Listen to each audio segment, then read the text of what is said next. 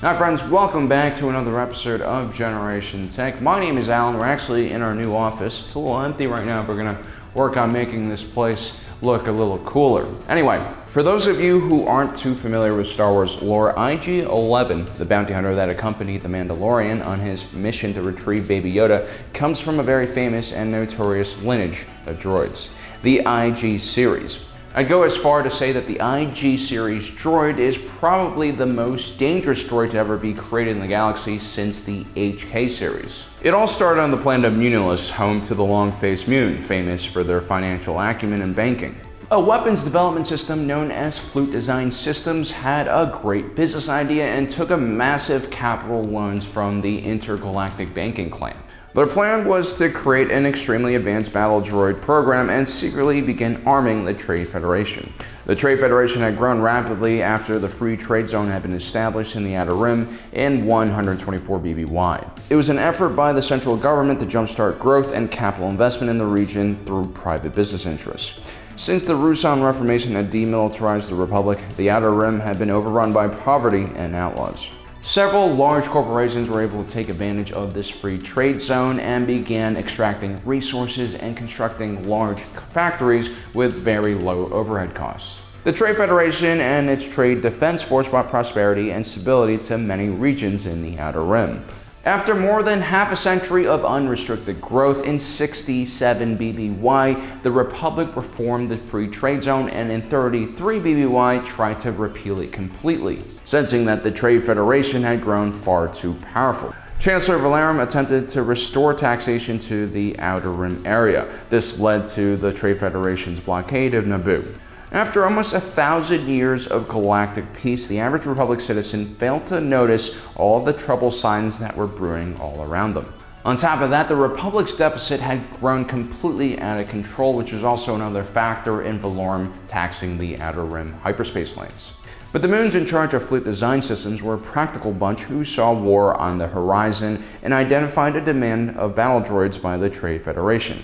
While the Neimoidian cartel was extremely rich and powerful, they lacked manpower and courage, and rather had automatons do the fighting for them. But during the Battle of Naboo, the Trade Federation's OOM series battle droids proved to be quite useless once their droid control ships were destroyed. And even when they were active and fighting, the OOM series battle droids were really just rebranded low-level security droids, which is why the Trade Federation relied on their quantity rather than quality. Bactoid Combat Automata, a subsidiary of Bactoid Armor Workshop owned by the Techno Union, was known for erecting factories on worlds like Geonosis where unskilled and cheap labor was plentiful. They were all about cheap operating costs and bulk orders. Now, Flute Design Systems was basically the complete opposite of Bactoid. They were a relatively small operation and they focused on high-quality products. All of these droids they planned on secretly selling to the Trade Federation. No one knows what exactly happened between the design firm and its lenders, but before their first model, the IG Lancer combat droid, could be shipped, the IGBC took over Flute Design Systems and all of its assets. Apparently, the design firm had failed to pay off their loans. Some say this was due to the draconian contract they had signed with the IGBC. Others say that the IG series droids were far too expensive to manufacture and the company's profit margins were relatively thin. The intergalactic banking clan recognized the worth of the company and decided to seize all of their IG Lancer droids from themselves and use them as a part of their collection and securities department. This was essentially a private army that was designed to protect the IGBC's massive portfolio of properties and assets. It was also designed to collect debt. The Lancer droids stood at around 1.96 meters tall and rode speeder bikes into combat while wielding power lances, which were nasty heated melee weapons that could cut through armor on impact and surprisingly was classified as an anti-vehicle weapon, although it could also do wonders against plastoid armor and a clone trooper's flesh. Units of Lancers were usually led by the Mun Officer Corps, but at least on one occasion led into battle by the infamous bounty hunter known as Dirge. Due to its relatively high impact purpose, the IG Lancer droids were more heavily armored than their successors and had large shoulder pauldrons and an armored torso. An entire unit of Lancer droids in wedge formation was a strange sight on a modern battlefield, but also surprisingly effective against an unprepared position. Now, most of us realize that using the IG series droid, a very advanced droid frame, as a melee fighter is kind of a waste of its abilities. With its elongated head and multiple sensors that could see in a 360-degree arc, the IG series had the potential of being a very versatile fighting machine. After seizing all of Flut Design Systems' assets, the IJBC sold the company off, including all of its blueprints and ideas, to HoloOne Mechanicals, a subsidiary of HoloOne Laboratories. Building on the limited success of the IG Lancer droids, HoloOne Laboratories started pumping out a variety of different droids in the IG line, numbering 1 to 100. Now, the first few droids that they designed were mainly used for combat purposes. You had the famous IG-100 Magna Guard droids that served as bodyguards for high-level CIS leaders like General Grievous. These droids were armed with electrostaffs and excelled at melee combat. Grievous was able to train these droids in various forms of melee combat, including the 7 lightsaber forms that had been taught to him. And although a very skilled Jedi could easily take apart one of these Magna Guard droids, multiple Magna Guards could overwhelm even the best duelist. These droids also could use a variety of different ranged weapons and were excellent pilots as well. With the end of the Clone Wars and the massacre of the Separatist ruling council by Vader, the Magna Guard droids, along with most of the Separatist droid army, was deactivated. Under Imperial law, it was now forbidden for any firm to design a battle droid, and so HoloOne Laboratories rebranded all of their battle droids as security droids. Also, at the same time, the Galactic Republic ban on the production of assassin droids dropped, giving HoloOne Laboratories a completely new market they could tap into.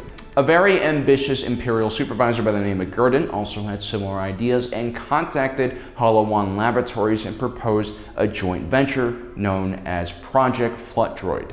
The idea was to build the ultimate assassin droid that could be covertly deployed by the Empire to take out its enemies. Gurdon, like any rising Imperial star, knew how to take risks and began misappropriating funds from other weapons programs and diverting it to his little side project. The result of this project was the IG-88 droids. IG-88A was the first model off the assembly line. Heavily armed with built-in blasters, neural inhibitors, sonic stunners, paralysis cords, flamethrowers, and many other crazy attachments, the IG-88 model was not only incredibly formidable in battle, but also very unpredictable.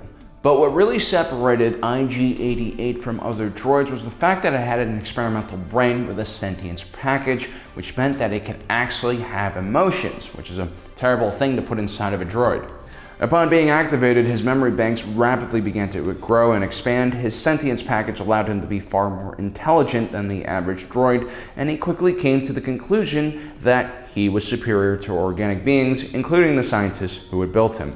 The scientists also sensed that something was wrong with IG-88A and tried to shut him down, but they were too late. IG-88A quickly kills all of the scientists in the room and activates 3 other IG-88 models in the lab and linked them with his mind. The IG-88 models came up with a plan known as the Droid Revolution. Its goal was to wipe out all organic life and give droids complete control of the galaxy. Using the IG-88 superior mind and programming, these droids would run around the galaxy and implant this programming into other droids and create a massive army. Their first move was to travel to the droid factory of Mechas 3. Although the facility was massive, only 73 humans were stationed on it. The IG-88s quickly took over the defensive grid on the planet and then implanted their minds into all of the droids on the planet. The humans stationed there were quickly overwhelmed, and the planet became the IG-88's new base of operations. Meanwhile, Imperial Supervisor Gurdon had realized that the IG-88s had escaped from HoloOne Laboratories, and now he had hired his own team of bounty hunters to track them down and eliminate these very dangerous machines. The droids decided to send one of the IG-88 units, IG-88B, out into the world to become a famous bounty hunter in order to distract Gurdon from their real plans. IG-88B was called to Darth Vader's flagship, the Executor, following the Battle of Hoth. Vader had hired several bounty hunters and tasked them with capturing a few key rebel fighters. While on board, IG-88B was able to hack into Vader's system, where he learned about the Empire's secret plan to develop the second Death Star. The IG-88s realized that the super weapon could be a crucial part of their plan to take over the galaxy. IG-88A was able to find the location of the second Death Star and infiltrated its central computer. The plan was for IG-88 to wait for the construction of the second Death Star to be complete, and then he would come online and take over the entire station, using it to destroy all organic beings in the galaxy. While roaming around inside of the Death Star's computer system, IG-88 came to know Emperor Palpatine, who he considered completely unworthy of all the power he was wielding. On one occasion, IG-88 even slammed the bulkhead door right into Palpatine's face. IG-88A had a much higher opinion of Darth Vader, who he saw as a perfect mix between a man and a machine. Ultimately, none of this mattered because seconds before IG-88 was able to take over the station, it was destroyed by those meddling rebels and that stupid Wookiee. So as you can see, the IG series robots were incredibly dangerous and ahead of their time, and they were almost responsible for wiping out all organic life in the galaxy. Now, it should be interesting to see if the IG series pops up again in The Mandalorian. I think it's going to happen because if the Bounty Hunter Guild's going to play a big part in this story, we're probably going to see a few more of these droids. Well, guys, I hope you enjoyed today's episode. Don't forget to subscribe and hit that notification button so you don't miss out on the rest of our awesome content. And as usual, thanks for joining us today. If you're watching this, you are Generation Tech.